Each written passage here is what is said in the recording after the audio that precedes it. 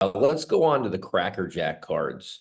So 1914, Christy Mathewson in an SGC3 sells for 145K in memory lane. The Shoeless Joe in SGC4 sells for 90, and they also had a Ty Cobb.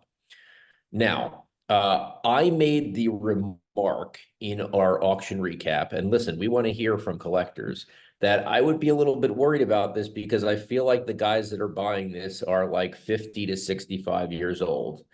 Cue our guy on Twitter, Joe Corso.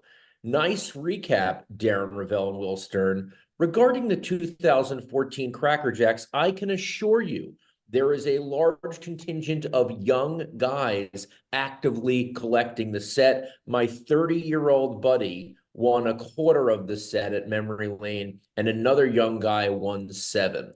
So I guess I'm wrong. I said that that's surprising and encouraging.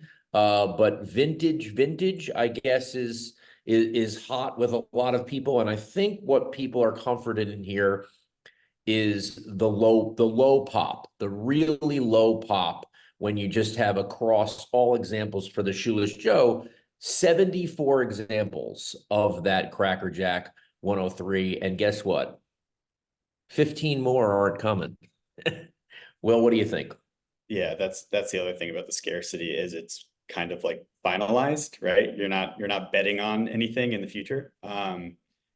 Also, I think really the story with just these few cards that we mentioned from the 1914 Cracker Jack set holding up is that it's from an iconic set that's immediately recognizable. The imagery is beautiful. It really rivals the T206 set, both from the same period, both in art and kind of the stars featured.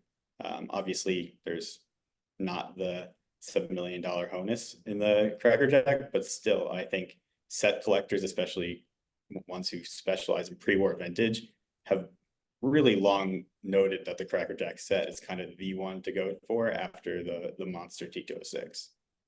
Yeah, I think it's amazing just to see these prices.